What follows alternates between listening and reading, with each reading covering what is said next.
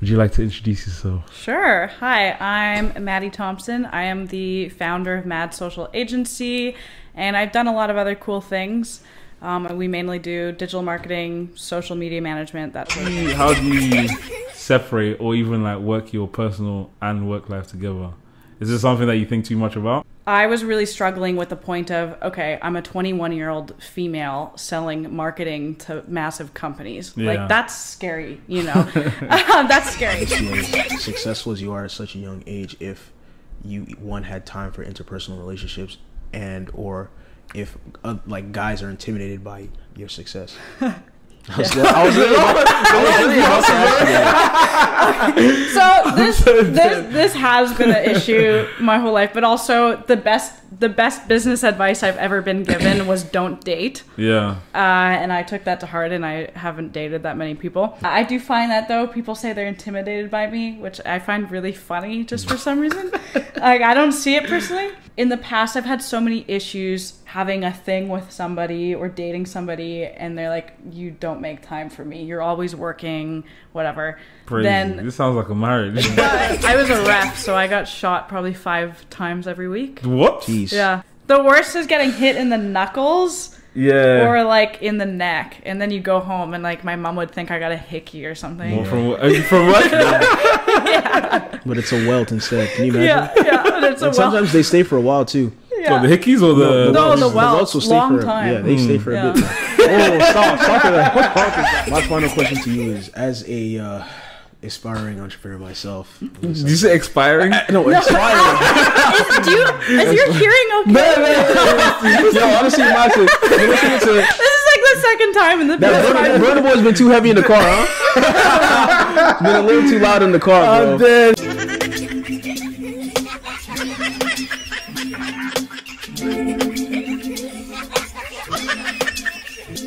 You are now listening to the BlackerTheBerry, the sweeter the juice. Well, let's record, I mean. What was that? Your name now. You just say your name. What the? Why you got to say? So DX, and then you say I'm sure. This thing, you're like, you want the best of 3 worlds. Like You're scaring. Now I understand why the girls are running away. Because all this time I've been thinking girls are crazy. Now it makes sense. Keyshawn.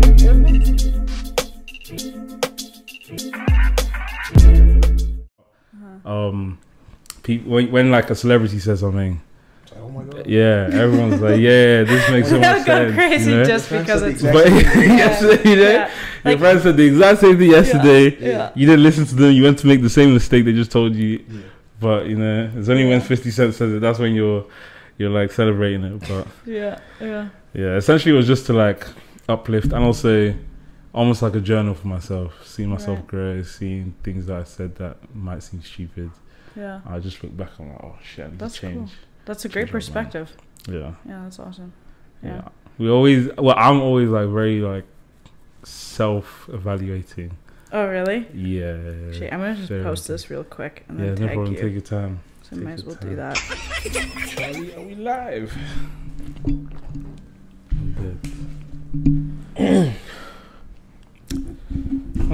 Anyways, welcome to another special show episode. Another show, everyone. I'm your host DX. Straight up in the cut, you know what it is. We've got a special guest today. Would you like to introduce yourself? Sure. Hi, I'm MaDdie Thompson. I am the founder of MaDdie Social Agency, and I've done a lot of other cool things. We mainly do digital marketing, social media management, that sort of thing. AKA Superwoman. I wouldn't say that. I'm trying. I'm trying. Trying, yeah? Yeah. Everybody's like, oh, so successful. And I'm like, trying. Getting there, maybe. Yeah. But you said you start your business in one day.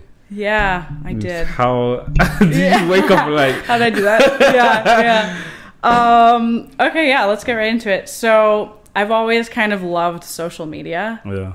Before I had a clothing brand, it's called Social Clothing, started in high school, and that's how I learned digital marketing and social media marketing. I had no budget whatsoever. Yeah. So it's kind of like, you can start a social media account for free, right? Yeah. Then from that, kind of took those skills, grew a TikTok presence, personal brand. I was on vacation once, completely bored with my brother. We were just creating dumb videos, and some of them went viral. Yeah. So that was how I started that. Utilized those skills, kept going with TikTok, and it was fun. It was just kind of for shits. Then I worked at a dollar store. That's the only real job I've ever had in my entire life. I worked at a dollar store in Niverville.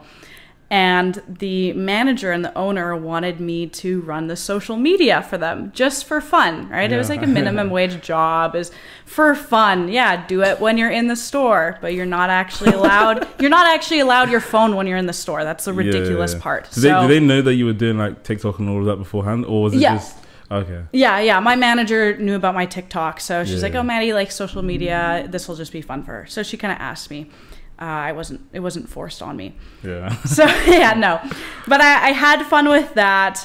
And I think I was scrolling on TikTok or something one day. I saw this other girl who did social media management for a living completely. She was like, "Oh, I make $5,000 a month. I travel, blah, blah, blah." And so the day after, I just started exactly what she was doing. I made an Instagram account. You just like followed what she... Yeah. Okay. I just made an Instagram account, the exact same thing. I called it Spark Media. And I posted $80 a month social media management, which is absolutely ridiculous. Wait, what do you mean? You posted like social media management, we charge monthly. Oh, as in you charged people $80 a month. Yeah, only $80 a month. And like now packages start at $800 a month. Yeah. And they go up to like $4,000, $5,000, right? Yeah. And that is they can though. It's money, bro. Hey, if they want though like full video production and news, like the full package, it goes up, right? How much does hiring a marketing manager cost? Yeah. At the end of the day, if you're hiring an agency, you're saving money. Exactly. Yeah. So it sounds like a lot, but really it saves companies money. And so I charged $80 a month, and I got my first client, DQ franchise in Niverville. But yeah, in a day, just randomly started posting. How are you how are you running your socials in order to let people know that you're serious? Like at the beginning? Yeah. Because I'm guessing, so you started a whole new page. Yeah. You'll start from zero. Yeah. So how are people like, okay, cool, I can trust this $80? Followed everybody I knew. Okay. I followed like everyone I knew in town. I just focused on Niverville. Yeah. And I started posting tips and tricks. Okay. Yeah, and I started utilizing location-based hashtags, which are the best hashtags you can use. Yeah. I just find it gets more reach, so I did that. Location-based as in just literally like the location? So, no, location-based hashtags meaning like hashtag Winnipeg local, hashtag Niverville local, hashtag Niverville food, that sort of thing. I find that that's searched more. Yeah. And geotagging also ranks better in SEO. And once you get your first client, you've done it once. All you have to do is duplicate it. Yeah. True. Yeah. It's funny because like I know that he's asking, but as he's asking, he's also like he's making mental notes. Yeah. So am I. That's why I'm actually being very quiet right now because it's just like we're kind of the same. Yeah. Someone has to talk. I'm listening because I'm absorbing this because it's just like literally yesterday I was sitting down and I'm just like, okay, like it's obviously, I think it's obviously nice to have somebody like this on our platform because I'm trying to grow my social media, like literally trying to grow it. Yeah. So it's like, as you're talking, I'm actually like paying attention. I'm like, okay, like what is she actually saying? Like, how can I use what you're saying to like help me, kind of thing? Because I'm trying to like, for example, I have a TikTok where I post like fashion, like fits, like all that kind of stuff. Cool. And I feel like I'm still trying to like figure out how to, like actually garner an audience. You know what I'm saying? Yeah. And like actually grow my audience, and then like obviously move my audience from TikTok to like my Instagram, and then that's where like you get like brand deals, you get endorsements, like you get sponsored, especially for clothing. Yeah, exactly. So it's like that's why I'm quiet, because I'm just like tell us everything, man. You know what I'm saying? Like what I always tell people do is to create kind of key personas, make fake people, give them names, figure out their demographics, where they live, how much money they make, where they usually hear about brands, where they shop. And then when you're making a piece of content, kind of think about those personas. Okay, I'm going to make this type of video for this person. Mm-hmm. And you can specifically target people. I find that reaches better. Yeah. Are you on YouTube? Yes. Okay, good. YouTube Shorts? Yeah. You repost everything there? Oh no, I don't have a personal YouTube, but we have our. No, you need a personal YouTube. Okay. Yeah. I actually created it very recently, but I haven't started like posting or anything. Manifesting. No, repost all of your TikToks and Instagram Reels onto YouTube Shorts. Okay. And title it as if it's how somebody would search for what you're posting. Okay. Oh, yeah, that's what social media media Yeah. does actually. Yeah. Because about YouTube that. is the second biggest search engine. Yeah.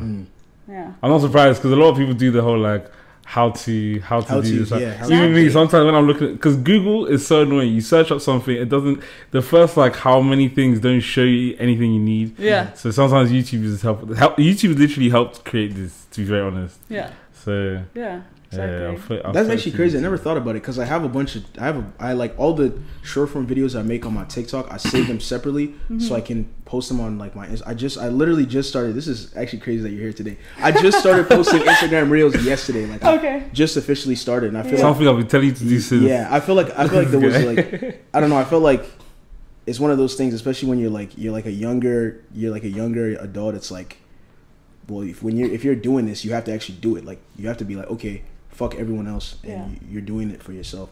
So I feel like I just overcame that mental block and just realized, look, all this stuff I'm doing is for me. I don't care how other people perceive me or whatever they think of whatever I'm doing. This is for myself and where I want to be in the next 5 to 10 years. You know what I mean? Yeah. So I posted my first Instagram reel yesterday, and then over the last few days, I've really just been like doubling down on like my social media, trying to figure out, okay, how can I actually grow my audience in terms of like, what are the things I need to do? And there was actually a video I watched yesterday, and one of the the lady that was talking said, I think one thing that people miss when they're like creating content is kind of like what you were saying. It's like, instead of just creating content, think about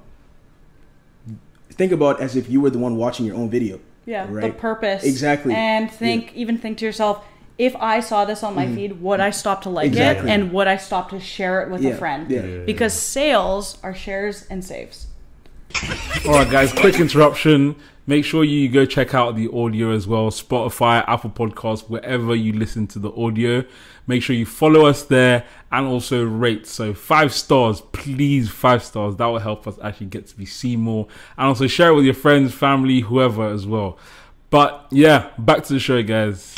Shares, because that means somebody found it valuable enough to send to their friend, and saves, meaning they want to go back to it and either buy it or look at it again. That's true. Yeah. A lot of the social media interactions or engagements is like, if you literally just put yourself on the other side and literally just think about it logically. Yeah. Why do you save however many is in your collection? Just think about it logically, kind of thing. Pretend you're the consumer. Instead of the person creating the content. A lot of people find that hard. A lot of people it find is that hard. though. Yeah, like I only started posting reels for myself a year ago because I was so scared. And I know, like on my personal account, and I know that sounds so stupid because it's like, it's me. I'm the social media girl, whatever it may be. Guru. Yeah, but I was scared forever. It was actually my friend Nicholas Bueno who finally convinced me to post my first one. Oh yeah? And then I just stopped giving a fuck. Like I used to care in general, especially in high school, how much people, what they thought about me. Yeah. Now I don't even think about it. But it's hard to get over that. Yeah. And talking to clients and getting them to put their face out there, that's even harder to convince people to send me videos of them talking when they're so uncomfortable, and I have to coach them through it. Because it's like they'll take the video with a window behind them and the sun, and then their face is a shadow. Yeah. Or, just there's some terrible videos I've seen. I can't even use them, and I have to coach them through it. And, do most of your clients right now, are they services or products? It's a really good mix. I would say most are services. Which one's harder to work with? Okay, I would say there's more pressure on anything e-commerce. Okay. Because that's their pretty much only mode of marketing. Yeah. Social media ads and organic content. Yeah. They have no brick and mortar. They can use influencers. That's great. But it's like, it's us. So that's a lot of pressure. As for a real estate development company, for example, they have so many other modes of marketing. They can throw events. They have an internal team usually. So social media, if that's all we're doing, is such a little part of it. Yeah. So if anything fails, I have less pressure because their goals also of it are just community engagement and keeping up the brand's name. where an e-commerce where an e-commerce company is looking at the numbers and the actual return from it. So it's like if 1 month they're not getting those sales, they're like, what's going on? I'm the only person they look at. Because, the pressure's on, man. The only person who's like generating those sales in a way is us, right? Yeah. True. So then they're gonna ask, why are they paying you? Literally though, But I always tell people to not only build up their business but their personal brand as well. Because if an e-commerce company had their business brand and their personal brand up to a T, that's a great combination. Think of the amount of celebrities that start brands. That's for a reason. Because it helps. Like once you build yourself as a brand, you can then branch into any other thing because people are following you for whatever you're doing. Makes sense. I always say that personal brand is everything because once you have a personal brand, you can do anything in the future. Literally. And you'll be like known for it. Right? I really want to do real estate developing in the future. And my social media presence, even though some people may not think it, it will help. It definitely will. That definitely I could become a realtor. Yeah, exactly. Like again, I've seen there are a few people that I follow now, based on like real estate and stuff like that. Some of them have been on TV or they've been in different shows, and then their business has grown just because now it's like people want to associate with you just because I saw you on TV. Exactly. You know, whether or not you're a good salesman, or to be honest, real estate is really just signing papers and talking to people. I think that's one thing that I had to get over because at first I'm like, shit, I'm literally helping someone with the biggest investment in their life. I made it so big in my head, and then I just sat down and thought to myself, like, it's literally just talking to people, and just writing on paper. That's literally it. How do you separate or even like work your personal and work life together? Is this something that you think too much about? I used to overthink it, and then my mentor in Vancouver pointed out Michelle Romanow. Okay. I don't know if you know who that is. She's on Shark Tank or Dragon Den or something. She's an angel investor. She's done a ton of things. And I was really struggling with the point of, okay, I'm a 21-year-old female selling marketing to massive companies. Like, that's scary, you know? That's scary. I have a lot of self-doubt in that regard. And so I was thinking, okay, so it's my personal brand. How much business should I post and how professional should I post in terms of how much can I post of like my actual life on vacation, doing fun things, going to that rave, for example, right? And so it's hard finding that balance because I started to not post the rave and not post the fun things, not post the cute outfit that maybe showed too much skin, you know, because I didn't want to be judged in that business sense. And so Michelle Romanow really balances the two. She's like a badass woman. She's one of the best investors there is, in my opinion. And then she'll post a video of her on a yacht with others just at, you know. So I find that funny. It's fun. But now I've seen with a lot of like even agents, for example, because now I'm trying to tailor most of my social media for that. So it's like I see a lot of them. There are some that do a lot more of just their personality. And I see it with other like careers as well. Like there's someone I follow that I think he used to do something to do with finance, but most of what he posts is like him skating, him like dressing up in suits and just casuals, taking pictures. I didn't even know he did anything outside of social media until I looked at his bio. I mean, that's maybe too much personal because you do, like, no, if but you then don't know what he works. did. It works well for him just because the way he does it is a lot more like you're investing into that person themselves. So like he does a lot of like men's health stuff. So gym, all of that. So then when you're following him and you're watching all he does, you're now invested in him. And then by the time you're invested in him, you're already like invested in what he does. When he then says, okay, look, I do life insurance. You're like, I love you, man. So where do I pay you? You know? Exactly. So I found like, as you said, there is a thin line, but there's some people that are doing it very well. And I'm just like, I think that's something I can do compared to just keeping it strictly professional because it's boring. It's too boring. People, do you go on social media to buy something? Exactly. No, you don't want to get sold to. You want to go online to see what's up and be entertained. Right? Exactly. I always, if we're posting a meme for a client, I usually post it in the evening because that's when people are scrolling on their phone looking for memes. Yeah. Right, for the most part. And you have to be strategic with the times and days. As for personal brand, though, define your pillars of kind of what you want to be known for, in a sense. Yeah. And then figure that out per platform based on the type of audiences. So I usually focus on the ageism factor. Anytime I post about ageism, blows up. People love it. And anybody who doesn't like the fact that I'm 21, I don't want to work with them anyway. So it kind of weeds out the bad leads. Yeah. Then I focus on entrepreneurship, leadership, and then like social media, of course. Yeah. But I don't talk about social media in a sales sense. Like, I was talking to you now, I was kind of giving you, I mean, I wasn't giving you advice, but I was, essentially, you know, I'm not trying to buy my social media packages. Like, but essentially, you're showing you know what you're talking about. Yeah. Someone's just like, you know what, after they've asked you a couple of questions, they're like, you know what, can you just do it for me instead? Yeah, well, exactly. That's how you do it. You give them value, you give them tips. You don't tell them exactly how to do it. Like, on my videos, I try not to be too specific, because then they'll actually just do it themselves. So you gotta leave like a little cliffhanger for any piece of content, though, right? You gotta leave a little cliffhanger so they DM you.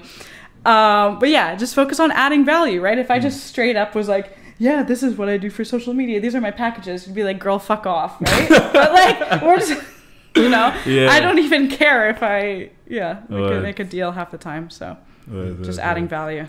No, this is crazy, bro. Because we literally talk about this all the time. It's just crazy when you have these conversations, then you get it back. You're hearing it from somebody that's actually done it. You know what I mean? Yeah. Obviously, I think it's great. Especially, I didn't know you were 21. But I think it's great that you're doing so well for yourself at a young age. What would you say helped you, like, in terms of, like, where would you say you get your knowledge from? Because I can tell even before, even when we were off camera, like I was hearing you on the phone and stuff. And I'm just like, yo, I already knew. I'm like, yo, she's very intelligent. She's very smart. Like, she knows her shit. You know what I mean? So where would you say you get your knowledge from? Are you like a book reader? Are you like, where would you say you get would you say it's just experience or? Yeah, I wish I was a book reader. I've tried. I can't do it. I'll usually read like the first page and the last page, and then that's it. I have a ton of books just because it looks pretty, but I've never read them. I do listen to podcasts. I like that. But honestly, most of, I guess, what I know comes from trying things and just being completely fearless and being like, okay, it's fine that I have no idea what I'm doing as long as I'm actually doing something. Yeah. Because what school teaches us and what society teaches us is we have to learn everything first and then go do it. Where I feel like I know nothing half the time, but I'll just go do it and I'll learn as I go. And I learn way more by actually just doing it in action than, you know, reading something. Yeah. That's crazy, man. Yeah, so I guess that. I don't know. I wouldn't say I'm smart. I would just say I'm completely insane. And I'm really well spoken, I've been told. I believe I'm well spoken for my age. So I think that helps. Is it something that you grew into as you started this, or is it something that you've kind of always had a knack for, just trying to speak a little bit more eloquent? I would say when I had social clothing, there was a lot of interviews I had to do, a lot of news articles. I did a business competition also, and that's kind of what got me over my fear of speaking in public speaking, just because I was thrown into it. Yeah. But in the sense of just doing random things and learning, and I've always been like that. When I was 13, I don't know if you've heard this story, I always tell it. When I was 13, I had a clothing line under a national brand. So I was an actual fashion designer at 13 years old. Oh, mad. Because I went and I DM'd maybe 50 businesses my clothing designs. One of them replied back, wanted to meet me, and then gave me an internship as a fashion designer. So if you search up MaDdie Thompson triple flip or MaDdie Thompson fashion designer, you'll actually see the clothes I designed that were put into production. Why didn't you follow that path? Why what? Why didn't you follow that path? Like fashion design. I still love it. Okay. But I like the marketing, design, branding side of it more. I mean, I like dressing nice, you know. If you see my Instagram, like, I think I have decent style. I don't Nah, know. you You can speak to that. I think it's okay. You can be my stylist one day. But yeah, I've always been odd. I've always done kind of the opposite things. Even in school, if there was a bland project, I would go above and beyond. There was a math project in grade 12 or 11 where we had to do, it was something about scale. We had to scale up an object or scale down an object. Most people would take a soccer ball and scale it down just to a marble, and then they'd do the calculation. I measured my whole house, and I built a model of my house out of cardboard, exact, and it's insane, and that was my project. So I've always gone 10x. Would you say you're like OCD, like a perfectionist, low-key? No. No? Oh, no, not at all. No. Oh. I'm not I know, it kind of sounds like it. I'm not a perfectionist. I'm like the opposite. I get shit done. I'm a doer. Yeah. Is it one of those things, because I know with myself, when I'm trying to do something, if someone asks me to help, I'm like, I'd rather just do it myself. Because if you don't do it, I'll be mad that I let you do it, and I'll also be mad at you. Is that this like something similar to 100%? To you as well? Yeah, no, it's really hard for me to give up control. Yeah. Group projects always became that kind of natural leader position, even though I never tried. That oh no, I shouldn't say that publicly. I was going to say something about that social clothing project, but that would be mean. No, I would always take over things. Even if someone else was the leader. I get things done so fast, and I tend to just do the whole project without, kids who didn't want to do anything. I'm sure they were loving it. They loved me. I was the best team member because I would just do the whole thing. And I loved the teammates who didn't want to do anything, because then I would get to do the whole thing. I hated group projects, which translating to now running my team has been the biggest learning curve of my life, because I have to delegate tasks and give up that control. And I can't do it myself. No, you actually talked about that before as well. Yeah, because for me, it's like I have this fear of like if I give, for example, we're not looking, but we're open to having someone doing the editing and stuff like that. But for me, it's like, if you can't get it done in a week, I'll be so mad. Yeah. Like I'll be so mad. So I'll be thinking to myself, I could have just done this myself. Yeah. So I get you for sure. I think the only part where me and you differ is like, if it's like a group project, I don't like doing it with people that don't want to do it. I'd rather do it with people that want to do it. I'll do everything, not tell anyone, just in case people mess up. So then I still have to do my part. But yeah, I mean, that's how we met in the group. Really? In a group project, yeah. No way. That's how we met. That's cool. Entrepreneurship class. You're looking at the one that didn't do anything, and the one. I'm telling you, I would have loved you, man. Look, entrepreneurship class. What business did you guys like start in that? What was it again? Is it Entrepreneur 101 or something like that? Yeah, the class. I don't remember what we had to do. Like we had as in the business project. I think it was to create a business and then literally just do the whole business plan. Yeah. And then talk about it. What business did you make though?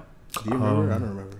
It was like 3 years ago. Yeah, it was a while ago. I can't remember. I don't remember either. Because there was another guy that was part of it John, as well. Yeah, he probably remembers. Okay. This was university or high school? Uni. Okay, cool. All right, guys, before we get back to the show, we just want to ask you guys to subscribe, like, and share. We're on the way to 1K, and we'd appreciate if you guys did that for us. Let's get back to the show. I took a similar class in high school, and that's how I made social clothing. Oh, yeah? Yeah, I just happened to actually go, So are you done with the fashion shit? Yeah, for now, at least. Okay. I would love to get back into it one day, but it's not my focus. And also markup, I mean, in my experience, the markup on clothing and making money is really hard unless you can blow it up and your shit. Yeah. And I don't know that space well enough to have my own brand and blow it up. But I kind of, I guess, quit it when I was getting into school in architecture because that was a priority. Going to school, can't really do projects. We've gone from. I know. I've done a lot of random things. Are you still this is sick. No, I dropped out. I dropped out. You're full time. Are you full time on your business? Yeah, I've been full time for over a year now. How do your parents feel about that? My mom hated it at first. I figured you were gonna say something like that. My dad was supportive, but you could tell deep down they were scared. Yeah. You know, parents like security for their sure. kids. 1,000%. Yeah. So, and I was in school for 3 years before I decided to drop out. So that's even... Wait, drop out of school or drop out of uni? University. Okay. Yeah. Out of university. So it's like I already took 3 years to do that. Yeah. And their mindset was just do You two might as- more years just to finish- finish just your finish off. bachelor's. Then you have a Literally. backup. Yeah. Is a backup always a good thing? I don't think so. That's a separate But conversation. is the backup even a backup? To be very No, honest? backups are Like, bullshit. because I don't think You're setting yourself up for failure if you have a backup. No, literally, you are. You're literally saying this thing. Yeah. But for me, I think like uni degree. This is a conversation I've had with my parents countless of times. I said uni degrees don't help anything. Yeah. Like, even if, let's say, I've got my uni degree now, if I'm applying for a job, no one has asked me. Nobody has asked me about my...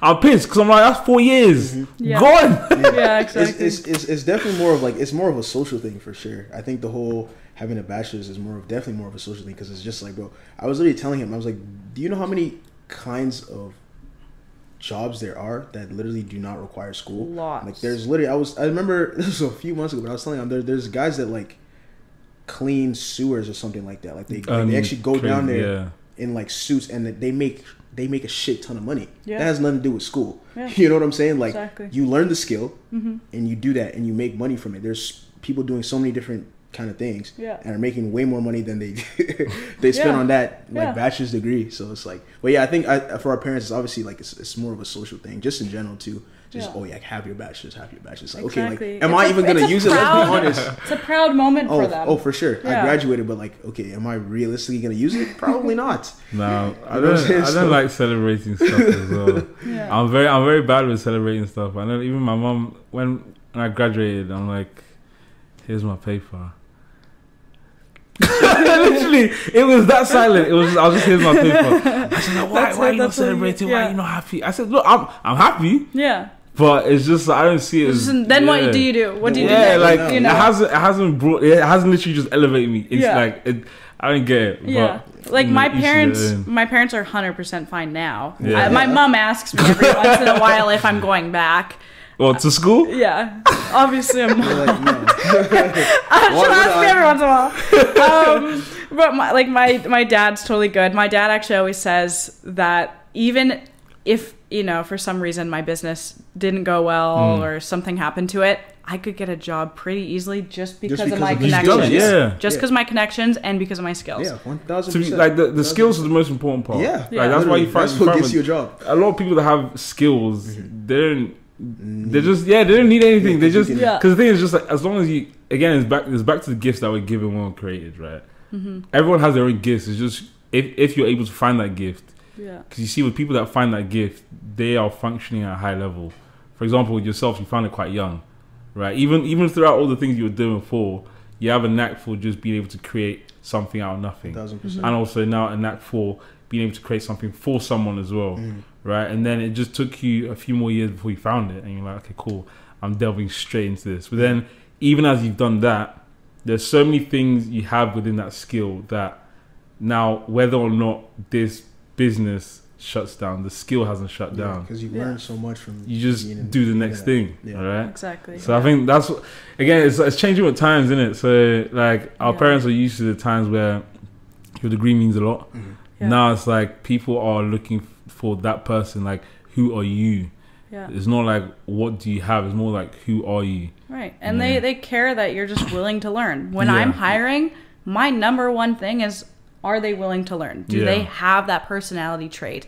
If they have no social media management experience, that's fine.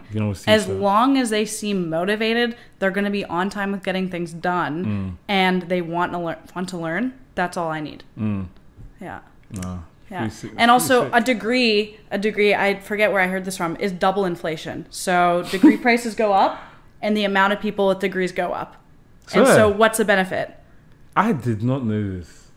I should have. Especially with known this when I was having the argument. Especially with bachelors. Yeah. Like, the only way to be different now is if you have your master's or PhD. Yeah. Then maybe there's some people have a merit. bachelor's degree. Yeah, most and people even have that, bachelors. you need like a PhD. You need to you need a doctor in front of your name before. Yeah. Then okay, that's good. And if you're going in for a certain career, then that makes sense. Like architecture, you have to actually have.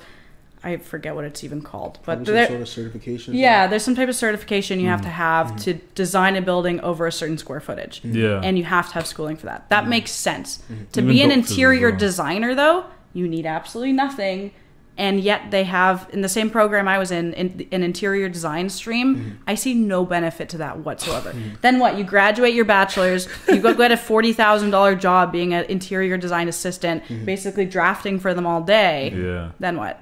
You might as well start a business anyway. Yeah. Like, you're gonna leave. Yeah. You know? So I just, I don't know. Crazy it's more times, of bro. a Crazy societal... times. Peak. Not dissing degrees. I'm not trying to I diss am. degrees. But, like, for some people, that's fine. This is like, I don't know. This is probably one of the most interesting, like, I would say, like, episodes we have, because this is so, like, Really? this is so, like, streamlined with what we're doing. So it's like, I'm just absorbing everything from you, because I'm just like, it's just crazy. Even like I said, I literally posted my first reel yesterday. Yesterday night from 1 to 3 a.m. I was literally watching videos on how to grow my how to grow my personal brand, how to grow my TikTok, how to grow my YouTube, how to grow my Instagram.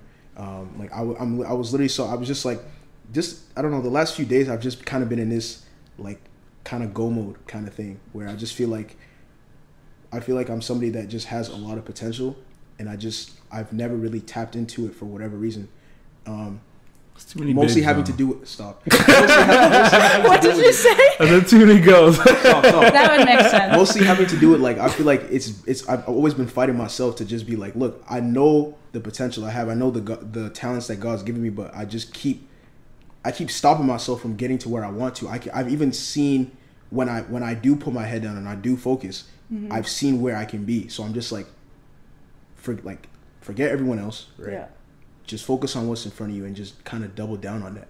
You know what I mean? So I just think I really feel it's crazy that you're here right now, because I was literally yesterday, I was like, look, how am I actually going to do this? Like, not just, okay, I'm going to post videos, but I feel like yesterday I sat down, I was like, okay, I have to look at it analytically as well, right? You are running what's it called? Think of it as a business. Exactly. Don't right? even think of it as a social media profile. Yeah. Like, it's a business. Yeah. Literally create a business plan for your social media. Yeah.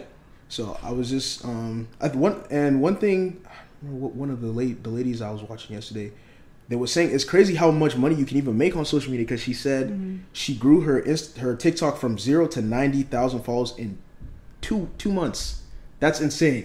Okay, 2 months, right? 2 months, and then she said within 1 month she made $30,000 just because of how she was able to like work her TikTok, right? And like the things she would post, the videos she would pin, how that would garner traction to her YouTube, and then obviously she kind of does what you do, where she's like teaching other people how to like run their stuff. She probably does coaching. Yeah, and then she made money from that. See, there's levels, bro. There's levels, because once you get to a point where so many people are following you now, it's like so many people think you're an expert. So lean into it and become the expert. That's what social media has given us. It's like get rid of the certificate to say I'm an expert. It's now like, show me you're an expert and I will believe you're an expert.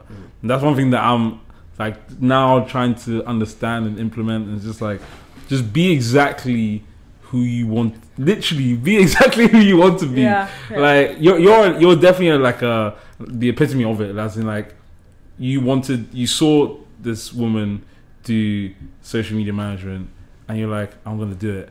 And it's like along the way you're teaching yourself based on trial error, and now you're saying things that for you've seen it work, so you understand. So when you're speaking from understanding, but to us it's like, this is like gems. You know? And lots of errors. Like, I'll emphasize lots of errors. Because most people will think of something they want to do and plan it out forever and then never do it. So that's why it's way better to just jump just go through the motions, and man. make as many mistakes as you can, 100%. because mistakes is the best way to learn. And then always make sure you're focusing on consistency and not just those little hikes of motivation, because that's what's not going to work. Motivation's not going to get you. like the true winners, the true people who actually make it are the ones when they're at their lowest low, they keep going. That is who's actually not the smartest person in the room. Like, fuck smarts, fuck going and learning, learning shit, whatever. Yeah. Just keep going. Like, if you're depressed, I mean, I guess that's different. But just mental health and taking care of yourself is still important. Yeah. But if you want something bad enough, you still have to work at it a little 100%. bit, no matter how shitty you feel, no matter, my uncle passed away a couple of months ago. I was very close to him. That was very hard, but I didn't stop work. Yeah. I kept going. I had a goal. I wanted to do it for him, Yeah. So... I think it's one of those things, like, even when, for example, someone that is doing well, or people perceive them as doing well, when they're saying things like, depression doesn't exist or whatever, a lot of people can't like disassociate what you're saying as to it, like, you can feel the emotion, but at the same time you still have to put bread on the table. Well, yeah, like, I'm stressed. I am this is one of the most stressful times right now. I've never been this stressed before. There's just a lot going on. I feel like I'm growing too fast. I have a lot of super high profile leads that are stressing me out because I feel like I don't deserve it most of the time, right? Well, is it like imposter syndrome kind of thing? I think I'm kind of developing that. I never thought I would, but I guess maybe I am. Nah, you need to stay in the delusion. The delusion is better when you feel like you're the person. You're the man, you're the boss. Yeah. It's better that way, because then you behave that way, innit? Yeah, so I gotta stay that way, because I always lived in not knowing and not understanding, kind of just, this is fun, I'm just gonna keep going. And now it feels more real. It's expected of me to act a certain way and to be a certain way and to grow this business, and people are watching me now more. Yeah. So it's, I don't know, it's a little more pressure. A little scary. It makes sense. But I feel like when I talk a lot of the time and I'm saying, just keep going, focus on the consistency, even at your lows go, a lot of people will take that and be like, well, what about mental health? So when I'm talking, that's something I have to always watch for. Really? Because I don't mean it in that way. I do. Like, I go to the gym all the time. I take my supplement. I'm very, I take care of myself. But you got to keep going. Like you said, you have to put bread on the table. You're not going to be successful if you don't go. Yeah. Right? You don't feel like it.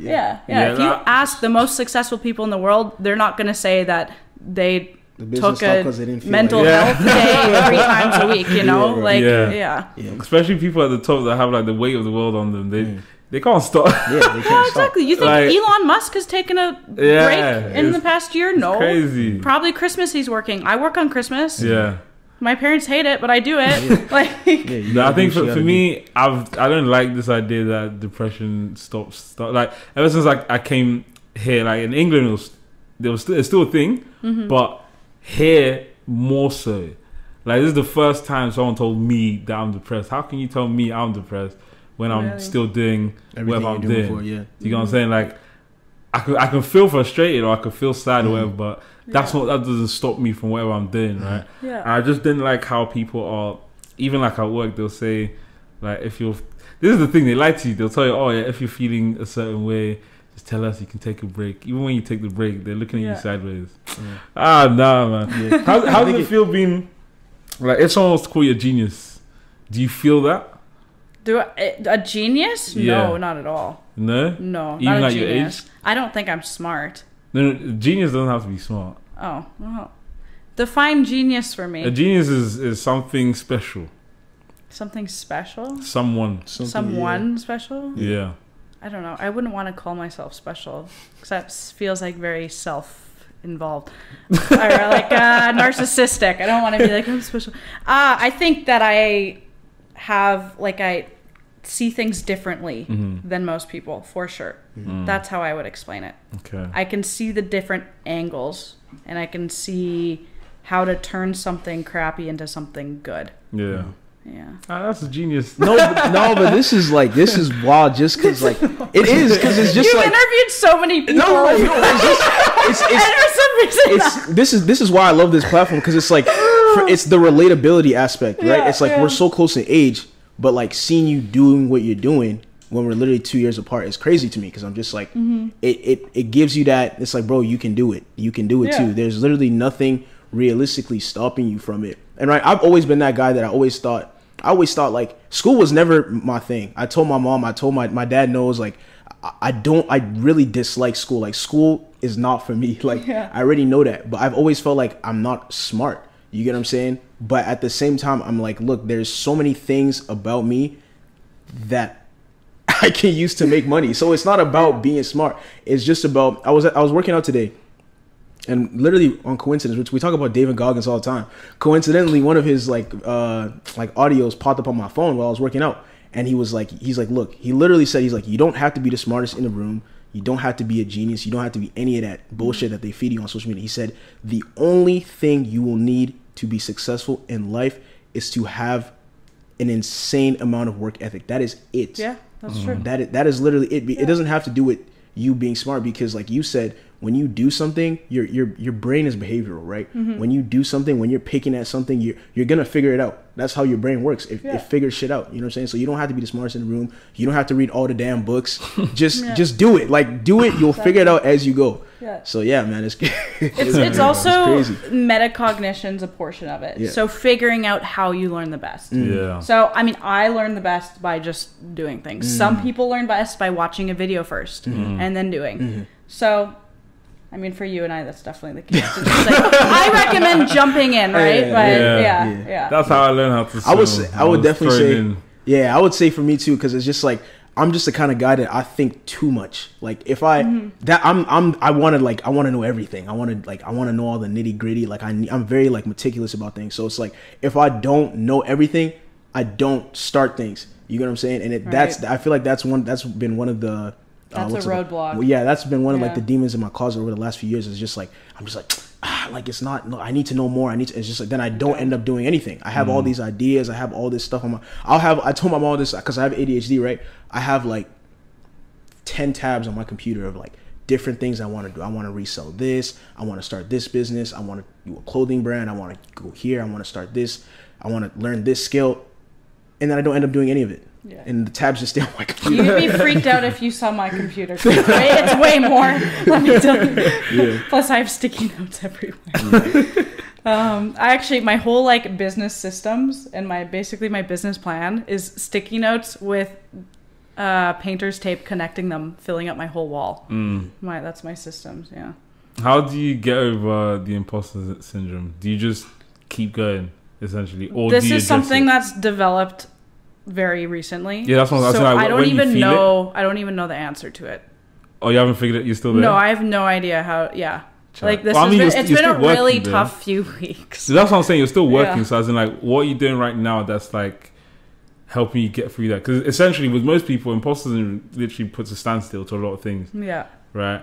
So for you, what are you doing right now that you're now trying to figure out how to battle it? Yeah, I guess just focusing on the end goal and kind of knowing why you're actually doing what you're doing. You know, always thinking about that because things get redundant. You know, I sometimes am not as appreciative of what I'm doing as I used to be. You know, I'm not standing at a dollar store anymore. I'm dealing with crappy customers. I'm not in school anymore having to learn all this stuff that, you know, who knows if I'd ever even use it.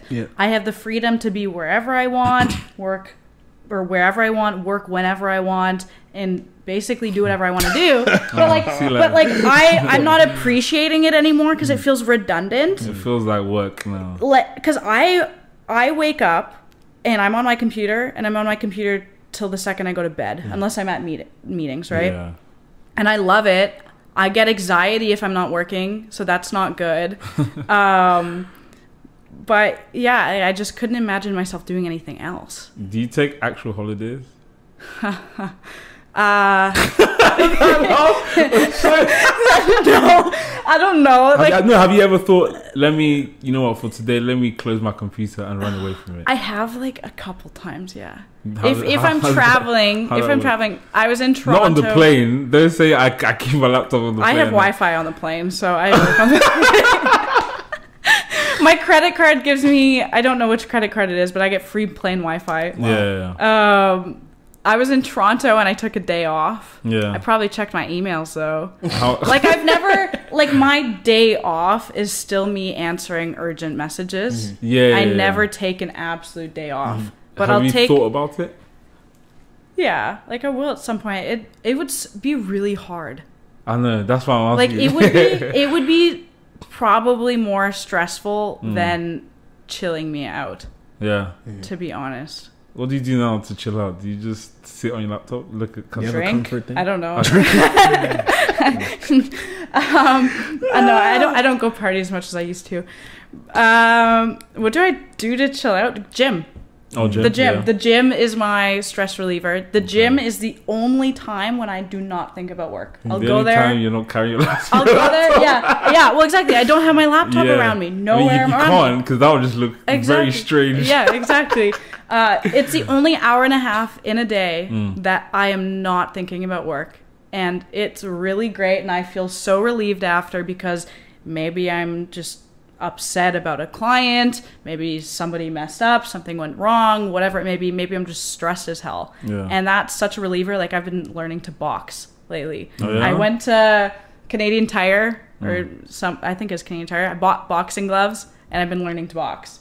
So it's self-teaching? Yeah, just on YouTube. Okay, yeah. I gotta find some classes though, and that's been great. It's one of the most insane workouts ever, and yeah, it's just fun. So things like that. I mean, the only complete day that I would not work would be if I'm at the gym for 12 hours, which will never happen. What would you say mentally was the switch that, because obviously, like you said, you've only been in the business for a year, right? Mm-hmm. What would you say? Well, full-time. Full-time, yeah. 3 years total. Okay, what would you say mentally was the switch that, like you said, you can be anywhere wherever you want? That's kind of crazy. Not many people at 21 can say that with their chest. You feel me? So it's what would you say was the one thing mentally for you that changed your life? That changed my life in a business sense? Yeah, you have the freedom now, financially, to, you know what I'm saying? What would you say it was for you mentally that was the jump? Starting a business is easy. I think that anybody can start a business. I think that growing a business and deciding to pursue it full time is the actual hard part. I've seen people start businesses and then never actually go. They start it. Yeah. They'll make an Instagram account too. They'll do exactly what I did, do a couple posts, and never actually follow through, right? So follow through is huge. But what was the biggest kind of light bulb was dropping out of school and making that decision. To date, I would say that was the scariest thing, especially just, I have a really good family. I had a good upbringing, really traditional in the sense of you graduate high school, you go to university, you get married, you buy a house, blah, blah, blah, all that shit. Yeah. Very blessed, great family. But that was such a scary decision. And I was in Vancouver. I was hanging out with this person that I met. I met them in Mexico once, who runs an agency, and he did it full time. And I guess just seeing that lifestyle in Vancouver of him grinding it out every day, and he kind of convinced me to just go all in. I don't know why I was listening to him so much. That is another reason. But yeah, that was kind of the light bulb. I actually have a video saved in my Snapchat of the day that I decided to drop out of school. I was on a walk, and I actually closed a big deal that day too. So I was on my Snapchat kind of happily crying. I just saved it. I didn't send it to anybody. It's just in my private snaps. And yeah, it was just, that was the day where it clicked. Okay, I can actually do this. I just need to, I had enough income at that point anyway to sustain myself. Yeah. It was just more a matter of, should I have a backup plan? Should I make my parents proud, or should I disappoint them? You know, like who am I actually trying to make happy? At that point, that is the $1,000,000 question, bro. Because the answer should be yourself. But when you start to think about the question too much, too much can happen. You start thinking, myself, but I want to, my mom, you know, she might be that. Get rid of that. Like even that question in itself, I've been facing that question recently. My mom came to visit, and this time I answered it. I said it myself. Like there were times where she's like, like, why are you so stressed? I'm like, bro, like I have shit to do. Like I have shit to do, and like at some points I did feel bad because I'm like, I don't have enough time for her. But I'm like, yo, like it's better now. I don't have time, and then create time later on. Exactly. That is exactly. But then there's also that question of, bro, tomorrow is not promised. So there's all these messages being passed to us like every day. But it's like, again, but do you actually like what do you want for doing yourself, it? Yeah. You know? Do you like the day to day? For me, like right now? Yeah. Yes. Yeah. I don't really have to do much. Yeah. So overall, if you like the day to day, then I think you're good. Yeah. If you have a goal, then you're fine. Like overall, I'm happy. Sometimes I'm really stressed, but the day to day, I wouldn't imagine myself doing anything else. You know, and if I wanted to fly to Toronto tomorrow, I can fly to Toronto tomorrow. You know, so that's kind of nice too. Do you go to Toronto quite often? I've only been there once. Oh no, I've been there twice. Sorry. I flew there once to pick up my dream car, and I drove it back. Wow, what's the car? Lexus RC 350. Is that what you drive right now? Yeah. I actually, the one I brought from Toronto, I crashed. And I wrote it off. No. I wrote it off 3 months ago, and then I found the identical one in Vancouver. Same red interior, same black exterior. You drove it back? No, that one got shipped here. Oh, okay. That one actually had aftermarket exhaust and cold air intake, so it had the stuff I wanted to do to the other one. And MPI paid me $10K more than what I bought the other one for. So, in 6 months, it went up in value $10,000. Like, when does that happen for a car? Never. So I made money by wrecking it. Do you still use your like not social media? Do you still use like you know when you said you were making TikToks for fun and then like you were actually able to grow it? Do you still use that and like use that to like garner traction towards your other like platforms? Yeah, so I try to. There was one point when I started posting business content and social media related content, it sucked because my audience was so used to me talking about Winnipeg or kind of doing trends, personal things. So I had to switch it back to that. Yeah, change your niche. Yeah. You know, if you look at my TikTok, you'll be like, there's no way she's getting leads from this. But the amount of people who come up to me at like a Tech Thursday or who book a calendar meeting because they see me on TikTok and then they see what I do is actually a lot. And my TikTok literally has nothing to do with marketing or social media. Like I'll post a video. I posted a video the other day of my boyfriend and I singing to a Punjabi song. And I'm like, Gory Girl listens to Desi music or something like that. Because he's from India, and it's just like, I don't know, that just blew up and people found it so funny. And it's like I'm showing my personality. So my TikTok's not the best example to look at in terms of personal brand. I don't focus on it. I just kind of post for, you know, whatever. I focus on LinkedIn and Instagram, I'd say. LinkedIn for sure. LinkedIn is huge for me. Yeah, I have about 10,000 on LinkedIn. Wow. Yeah, which like on that platform is really good. LinkedIn is one of those, if you have a high following, you're shaking mountains. Well, and I'm targeting business owners too. So it's how many business owners realistically scroll on TikTok? Like I don't scroll on TikTok. I'll just post if I want to make something funny. But yeah, it's interesting you mentioned that, the boyfriend, because I was gonna ask like obviously as successful as you are at such a young age, if you had time for interpersonal relationships and or if like guys are intimidated by your success. I was really about to ask So this has been an issue my whole life, but also the best business advice I've ever been given was don't date. And I took that to heart, and I haven't dated that many people. yeah, I do find that though. People say they're intimidated by me, which I find really funny just for some reason. Like, I don't see it personally. So, yeah, like, it's really hard. In the past, I've had so many issues having a thing with somebody or dating somebody, and they're like, you don't make time for me. You're always working, whatever. Crazy. Then, this sounds like a marriage. but then with Karan, we met through business. We were business partners first. Okay, yeah. Because so he owns a sense. business similar. He does like AI development, web, that sort of thing. So we met partnering up our businesses. So I sell websites through him, and he sells social media through me. It's a beautiful marriage right there. And so even before we started dating, I told him, I'm like, my business is number one. Like, you come second. I made that very clear. And he was like, no, we're on the same page. Yeah. So, Works out. yeah, like, I go to his office, we work, we hang out, we work, we eat, you know, like, I mean, the fact we'll go on dates every once in a while. Yeah. But it's like, we just work together and It works. we don't complain. What you know? are the what's called the order of your love languages? The order of my love languages? Have you thought about it? In what do you mean? Do you know the love languages? So there are 5 No. love languages. So No. there's quality time, there's physical touch, Okay. there's words of affirmation, gift giving, and then acts of service.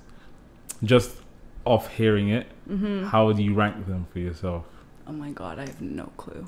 No? I'm like the least romantic person there is. you don't have to be romantic. Well, I'm Yeah. the least. I'm really bad at relationships. I'm not gonna lie. I have such terrible stories that I could tell, but I'm not going to embarrass myself. But it seems to be great. Like, for example, like you saying, you and your boy right now, Yeah. you work together. Quality You. Yeah, that's I guess I think exactly. quality So that's how time- you evaluate it. But Yeah. I think what's really special for you now is that because you both do pretty much the same thing, business owners, you can have all your time together Yeah, still. Yeah. and still have your business first and each other there. Because I think what a lot of people find difficult is, for example, if you're dating a guy that is either, let's say, an athlete or he's working a 9 to 5, let's say right now he's done work, he wants to see you, and you're on a call. Yeah. He can't see you because firstly you might be living separately, and he might have just done work, he's driving wherever he is. Like, the physical distance Yeah. makes it a lot more evident. Whereas, let's say with you and your boyfriend right now, your boyfriend, right? Yeah. Oh, thank God. Yeah. Let's say with you and him right now, you might be sitting right next to each other, you answer your call, he's right there, he doesn't feel distant. No. Because once you're off that call, you're right there. Yeah, and we're like cuddling, and like I'm Exactly. answering emails, and he's designing a website. Exactly. And, yeah, it's good. And then it's also nice because his work's flexible too. So we've traveled, like we've been together 7 months, and we've traveled 4 times together Crazy. or something like that. Yeah. Like we've been to Some Calgary people 2 don't even times do that in together. years. Calgary 2 times together, Vancouver and Toronto, all Yeah. in 7 months. So it's kind of nice because we can do that as well. Yeah. Have you thought about traveling outside of the country? Or I is it- have. Oh yeah? Yeah. How was that? Where'd Yeah. you go? I go to Mexico like A lot? 3 times a year. 3 times a year? Yeah. Ish. What Sometimes. is that? 2 times, yeah. I've never been to Europe though. That I need to go. I travel. Why Mexico? Why Mexico so I don't know. often? That's like I grew up going to Mexico all the time. Oh, okay. I grew up going to Mexico all the time, like Okay, Puerto makes Vallarta, sense. Cancun. Yeah. I was like in LA in December. I was in Vegas last year. I want to go again. Yeah. I don't know. Oh, I was in Florida this year also. I can't keep track. Makes sense. I've been to 'Cause I thought you Saskatoon were 2 about to tell us like times. you're a drug lord or something. Just harboring No, I'm deals. not. I would be a really good one. Yeah, this is, But- I told you, bro. I told you. Nah, because you wouldn't. No one would know. Nobody would know. No, I no. think I'm like a decent enough badass. I'm not necessarily scared. Until the gun comes out. Well, yeah, until the gun comes out. I mean, Yeah. I would still put up a pretty good fight, but I used to work at a paintball park, Oh, so my shit. aim not the same as guns, but I would assume my aim's not terrible. Yeah. I need to go to the gun range. Yeah. A lot of my friends, they're always, oh, let's go to the gun range. I'm like, why do I need to go? I'm not shooting anymore. So, Paintball guns are fun though. I've been So- paintballing once. Okay. It was good fun though. Did you go to Splatters? No, this was in England. Oh, I went okay, for never my, I think it was 16th birthday. Okay. I think it was. Cool. Yeah, it was Good good fun. It was shit. painful, but yeah. Yeah, it's funny. It was good fun. Yeah, I was a ref, so I got shot probably 5 times every week. What? Jeez. Yeah, Bomb I was a accident? paintball ref. Yeah. The worst is getting hit in the knuckles. Yeah. Or like in the neck, and then you go home and like my mom would think I got a hickey or something. Well, from what? Yeah. But it's a welt instead. Can you imagine? Yeah, but it's And sometimes they stay for a while too. Yeah. So the hickeys or the... No, the welts welts. will stay Long for time. Yeah, they stay for Yeah. a bit. Oh, stop with that. What's wrong with that? Stop, bro. Please. We're talking about business. You know what I'm saying? So what, like, I don't know if you've seen like our socials or whatever, but like if you could give us a general assessment, just not like, you know, if you had to charge us, but like a general we don't want the, you know what I'm saying, assessment. Yeah, like an assessment as a We want the social media presence. social media assessment. Well, I not gotta scroll. Can I pull out my phone? Yeah. Yeah. Okay. Cool. I've been trying. That's how I found you. I've been trying to find. We've been talking about it more recently. Yeah. About trying to find other people that are doing shit. Yeah. Because I think the most important thing for me, the way I operate is that when I need to show someone something, I don't like to show them when I start, because then it's like I'm trying to show you something in my head, but you can't see it. Right. So I'd rather bring it to life a little bit before I can then say, hey. So for example, if I'm inviting someone on the pod, like the podcast has started and garnered a few followers before I can say, hey, do you want to come on? Yeah. Because I've followed you for a while. I think it was something about Winnipeg. It was one of those Winnipeg TikToks I saw. See, yeah, And they then- actually work. I think for you, what you do well is like the way you cross-pollinate your work socials as well as your personal socials. It's easy for someone to look at your personal and be like, I'm going to ask her for work. Because you make it so fluid. It's not like you're watching her socials and then you're like, oh shit, she does this.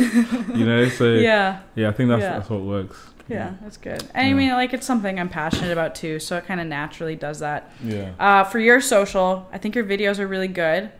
I don't think that needs to change. You have a few that did really well in the past. Repost those. Repost them? Yeah, so I don't know how long ago those were. I didn't look at the dates. But if they're at least 3 months ago, repost it. Okay. That's what I always do for clients. If they had a viral post or something that worked, I would either recreate it or I would just repost that exactly same thing. the same? Because if it works, why not just do it again? And also, the amount of content people like consume, they're not going to remember. Yeah, that's How would they know? Like if I reposted something from a while ago, you have no clue. Well, what I mean by exactly the same, as in like even the same captions and hashtags, just the exact same post. You could change it a bit, Okay. you know, like if you think you could do new hashtags and do new hashtags, right? Like Because if I'm posting blindly right now. Like, I don't know let's what see works. what that caption is. That's exactly why I started that. Because the thing is, like, we're like, I feel like we're at a stage where now we're like, okay, we have the consistency part is there, right? But we're just like, in terms of like, obviously we know like at the end of the day, even with consistency, you're gonna have your up and down moments, and we know that this is a long-term thing that we're trying to build here, right? We're not looking for like, oh, like tomorrow we're gonna be, you know what I'm saying? But at the same time, we're at this point where we're trying to really garner that, like, we're trying to gain like more traction, because we have the consistency.